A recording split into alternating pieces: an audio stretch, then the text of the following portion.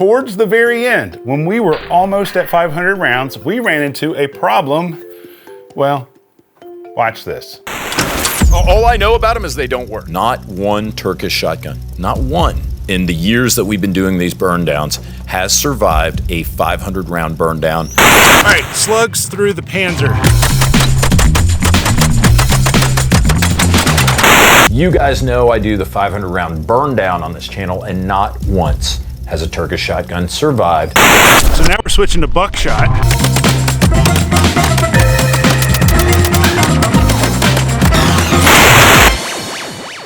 So welcome back, party people. Hope you guys are doing awesome today. I saw his videos about that where he said that no Turkish M4 clone has ever gone beyond 500 rounds, and I took that as like a challenge. And so when I got my Panzer M4 about 1.5 years ago, that was kind of the goal all along, was I wanted to see if it would actually fail before 500 rounds or not. So not only are we going to be doing a burn down on the Turkish Panzer M4 clone, but we're also going to be burning down the legit Benelli M4 Gen 2 along beside it. And the goals of this burn down are not only to see if the Panzer can make it 500 rounds without destroying itself, but also to see how many malfunctions the Panzer gets as compared to the legit Benelli. And after the burn down, we're going to drive up close and inspect these to see if anything is falling apart or if anything has come loose on these. That way we can compare something that cost 1/4 of the M4 versus something that costs 4 times as much. Now, if you're new to this channel, back in October of 2023, I started this whole series about various semi-automatic shotguns. But the reason that I even bring all that up is I've already done a first impressions review of the Panzer M4 and a first impressions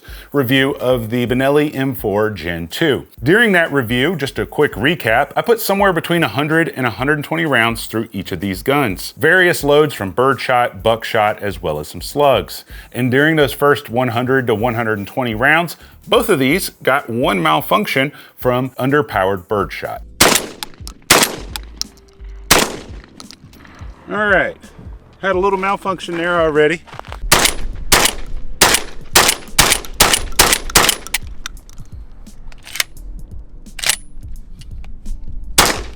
All right. So one failure to load on the super cheap ammo. Prior to this test that we're doing, the Benelli M4 Gen 2 is 100% bone stock. When I first received this, I cleaned it and I lubed it, and I haven't touched it since in regards to cleaning it and lubing it. On the Panzer M4, this one is almost basically 100% stock. I have changed 2 things on here. One, it didn't come with a 7-round tube, so I put this one on here. I'll have more info about that later in the video.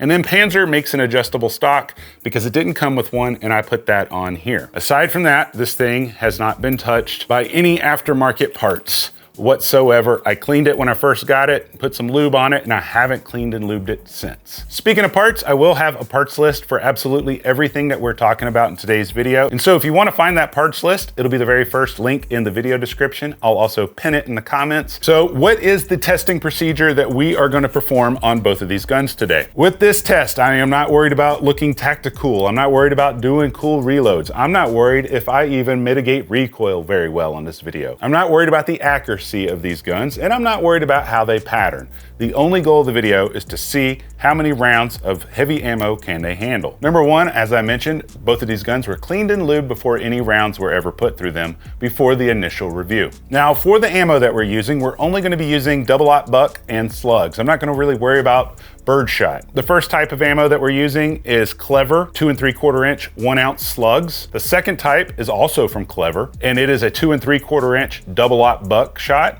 that has 9 pellets. Additionally, I already had some other ammo. I had some Federal PowerShock Magnum buckshot. One of them is a 3-inch shell that has 15 pellets, and then the other is a 2 3/4 inch shell that has 12 pellets in it. I have approximately 75 rounds of both of those types of PowerShocks for a total of 150 rounds. So on the very first day of testing both of these guns, I put approximately 75 rounds through each gun. The first thing I noticed on day one was how much of a difference in recoil impulse there is with double-aught buckshot between the legit Benelli and the Panzer.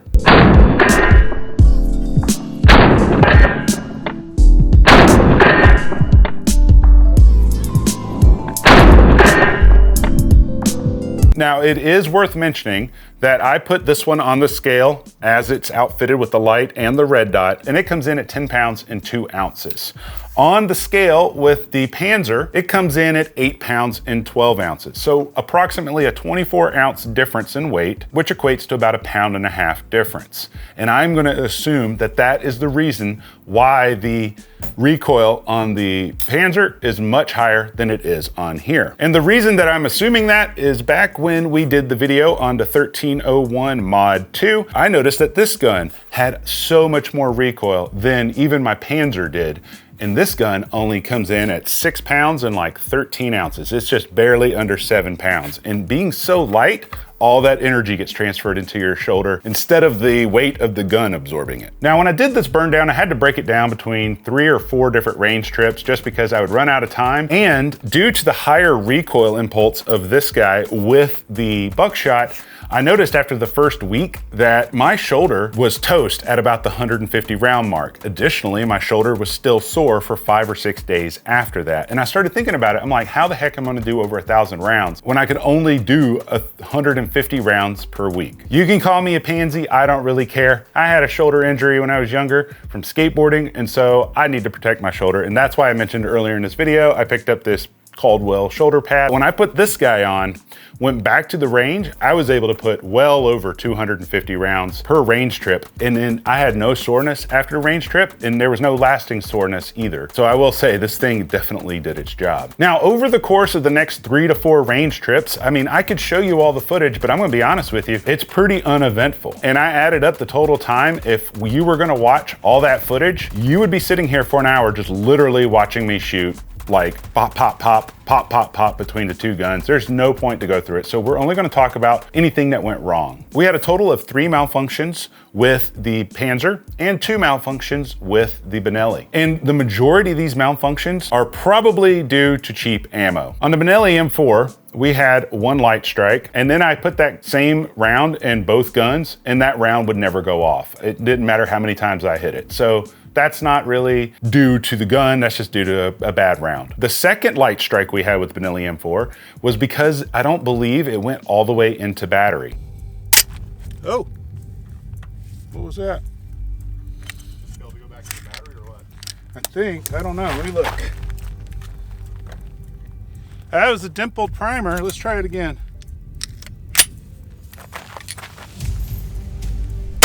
Okay, worked that time.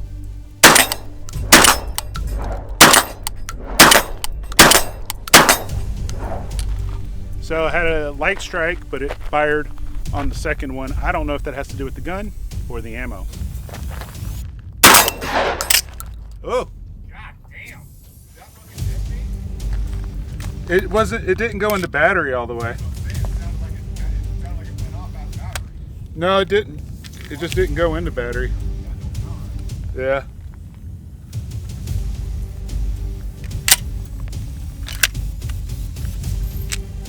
All right, let's see. I don't know what happened there, but it just didn't go into battery completely.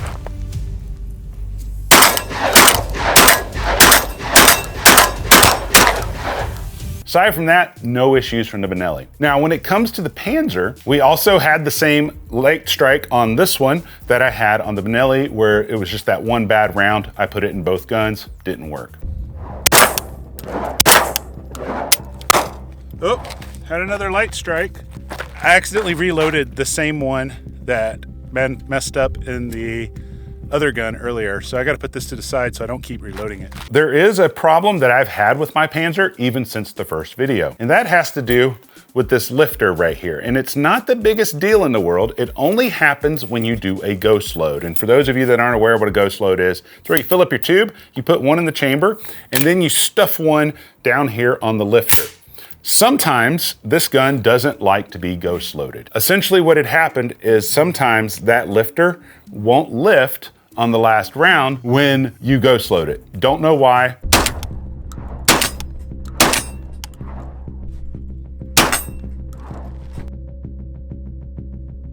Okay, so I just noticed when I walked back to the truck after I turned the camera off that the very last round didn't get pushed up by the lifter. Easy fix, get a new lifter. or get a Benelli lifter or something like that. You could upgrade that if you have that issue. However, towards the very end, when we were almost at 500 rounds, we ran into a problem. Well, watch this. Oh, we had one where the lifter didn't bring it up. Get out of your hole. You know what? The Benelli, the Panzer may have failed. I may have spoke too soon. All right, so we had our first problem, and it is with the Panzer. As of right now, I cannot get the bolt to go forward.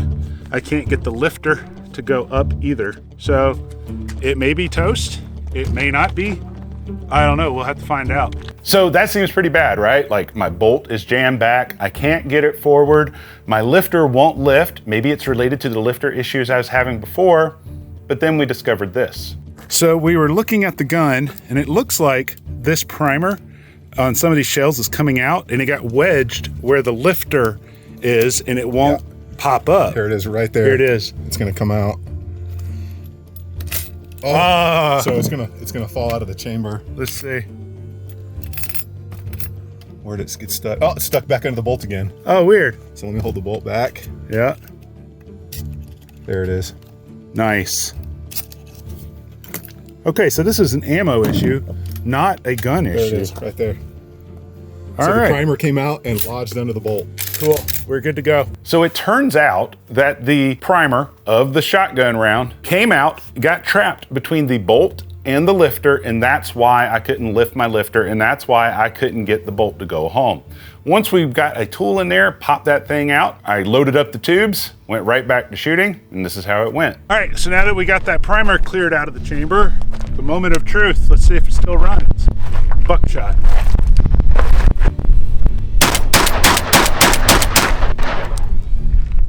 Ran like a champ. So as of right now, both of these guns went 550-ish rounds. No issues besides a couple of ammo related problems. And then with the Panzer, I had 2 lifter related issues where they just didn't pop up the last round. Don't know what that is. If you guys know, let me know down in the comments. However, just because the Panzer made it past 500 rounds and didn't tear itself apart doesn't mean it's not on its last leg. So I think we should dive up close real quick and inspect this guy and compare the aftermath of what happened here to the Benelli M4 and see which one fared the best. All right, let's look at the Panzer and see what kind of wear and tear has occurred.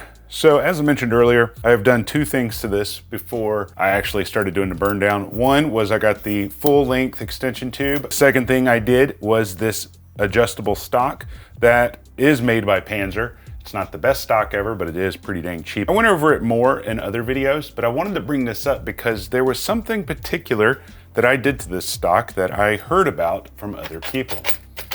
If you look right here, there is a roll pin that goes from up here all the way down here. And a lot of people were talking about theirs were backing out as they've been shooting it. And so when I first installed this, I saw a video where they said, hey, you just need to do a staking job at the top of that roll pin, and you can kind of see the stake marks right there, they're silver, to prevent that from happening. And I can say, 550-ish rounds later, it hasn't backed out. The other thing I did to this when I first got it, and I just want to bring this up for reference, is I was told that on most Turkish shotguns, you got to take out all of these bolts that are on the pick rail, degrease them, and then put Loctite on them because they didn't come Loctited from the factory. Looking at this rear sight here, it is not loose. It hasn't moved at all. The front sight on here is also not loose. The stock in this grip assembly, the stock has a little bit of a wobble to it because of the adjustability of it, because the way it adjusts like this. But if we grab the buffer tube or the grip, it's not separating from the receiver, so that's a good thing. Coming down here, our trigger guard isn't wobbly.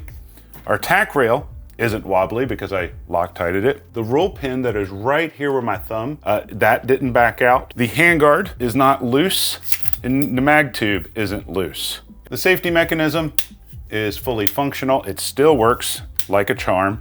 The only place where I can see any type of wear on here is gonna be on this lifter right here. The only thing I can see is there are some scrape marks from me loading it up over and over again. The bolt lock still works just fine. The bolt release still works just fine. The reason I wanted to bring all that up though about the buttstock is I made sure that I tightened down this stock really well. I know James Reeves has a video out where he did a different brand. I think it was like an Ace Tac or something like that. And his stock started coming loose. The common issue with most Turkish shotguns is they're not Loctiting their bolts. And two, the bolts might not be torqued to spec. And so as a consumer, it's kind of our job to kind of go in there and tighten everything down and make sure it's all torqued to spec. And I think doing little things like that before I even started shooting this gun really helped out. All right, here's the inside of the chamber. It has not been cleaned since I received this gun. You can see down in there pretty decently. Let me zoom you in.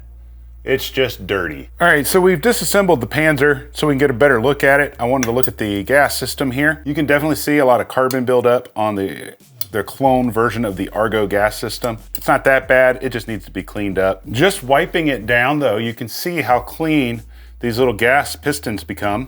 I could just wipe it down. There's some back here that's closer to up here that is hard to get off, and some on the tail right here. But overall, they're shining up really nicely with no solvent. I'm just using this microfiber towel to clean it off with. Let's get the bolt out. We're gonna compare this to the Benelli M4s in a second, but I wanted to wipe it down, get all this gunk off so we can see if there's any wear and tear on here. All right, so we got it wiped down.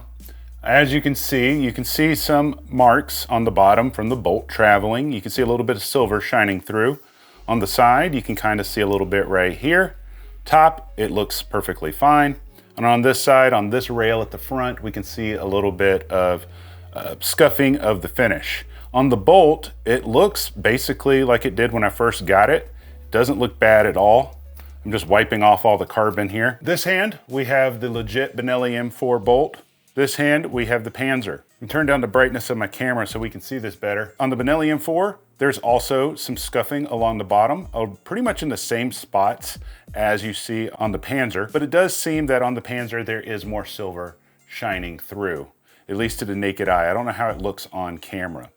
When we go to this side here, the wear back here, it's almost identical. When we go to this side, I will say up here on the Panzer, it is quite a bit more wear on this rail than it is up here. When we look at these extractors, I want to look to see they are about pretty much the same exact tensioning on this extractor spring. One of them doesn't feel any heavier than the other. If we compress these,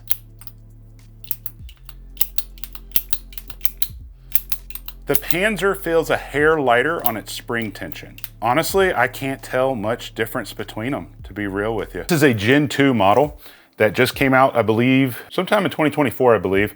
And this one actually came from the factory with a full 7-round tube. This one does have an upgraded handguard that wraps all the way around. And I did find when I was doing the burn down test, because I'm used to wrapping my hand around a rail from shooting AR-15s, that this was much more comfortable for me to shoot. Now, with that being said, we did have something that started to fall apart on the Benelli, and it has to do this top Picatinny rail. Check it out.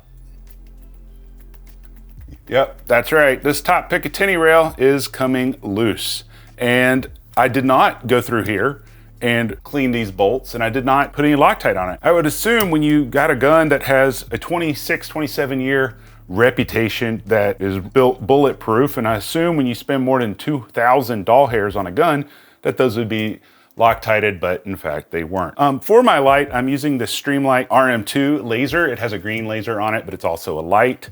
And then for the red dot, this is the Crimson Trace HRO. It's actually a very budget-friendly red dot that's designed specifically for high recoil shotguns. And I can say I have ran this on multiple shotguns. I have ran this obviously throughout this test, and it still works quite nicely. And this video isn't meant to be a review of this red dot, but I will have it at the parts list because this thing has survived a ton of different shotguns that I've thrown it on. Got well over 1,500 rounds through it, and it's still going strong, so can't really say anything bad about that. If we look back here on the rear sight, it's still tight. We look up here on the front sight, it is still tight. The bolt lock still works really good. Here is inside the chamber of it. It looks to be slightly cleaner than the Panzer, but not much. The bolt release is obviously upgraded, so it still works just as well. Now, I will say this, on another difference that I noticed between the Panzer as well as this one is right here in the loading port. This piece that's right here, that's part of your bolt release, that piece retains the shells when you put them in the tube. I did notice on the legit Benelli that as I was loading rounds, that spring that's attached to was much stronger than the Panzer. It honestly kind of made it where it was harder to load this one versus the Panzer, but that is probably a downside to the Panzer because it might wear out quicker than this one. On this one, obviously the stock on here is not loose. It wobbles just like the Panzer, but if you grab the tube here and the grip, nothing is loose or falling apart. The safety is still working really good. Now, one thing I will say that is a difference is this one has an upgraded lifter on these Gen 2s. I forgot what it's called, but it's a elongated lifter and it has a special coating on it that make it easier to load. You don't see quite the wear marks on this lifter that you see on the Panzer. So that is something to be noted. All right, so comparing the gas system here, it's about just as dirty as the other one was. If we start wiping this guy down, these pistons were not silver when I first got it, so they're not gonna look silver like the Panzer does. The inside, I will say, of this barrel has more of a matte finish to it. Right here, we had the Benelli, right here, we had the Panzer. They look almost identical in every single way, except for like the finish on things. All right, so I guess you could theoretically say the Panzer fared better than the Benelli just because this top Picatinny rail came loose. And I know that when I first got this one, I Loctited it. However, why is this one from Benelli not being Loctited? It's not the biggest deal in the world, but when you compare how many things came loose on the gun, nothing came loose on this one. I know that if I wouldn't have put Loctite on this one, they both would have come loose. So what does this all prove anyway? It proves nothing. I have a sample size of one. In fact, on my last upload, I'll make sure to put a link up here. I went over 7 reasons you should never trust a single gun review on YouTube, including my own. And one of those reasons was sample size. I have one Panzer M4. I have one Benelli M4 Gen 2. I could have the only Panzer in existence that can go beyond 500 rounds without tearing itself apart. Additionally, I could have the only Benelli M4 that the top rail came loose. It proves absolutely nothing. At the end of the day, the Benelli M4 has 26, 27 years of military use and data under its belt to prove that it is a superior shotgun. So just because this one went 550-ish rounds without falling apart doesn't prove it's just as good as a Benelli M4. I'm just saying with mine, I am very happy if I would have spent my own money on this, knowing what I know now, that this thing has been rock solid for me. So take everything I say in this video as a grain of salt. Always do more research beyond my videos before you make any final decisions, but that's just the result of our test. If you thought that the Panzer M4 was impressive, especially for the money, then I highly recommend you go check out this video right here of this Turkish M4 that's kind of a mutt. It's half American, half Turkish. Let me know if you guys have any questions down below. Let me know if I missed something in this video. But until next time, guys, I love you. You guys stay sexy.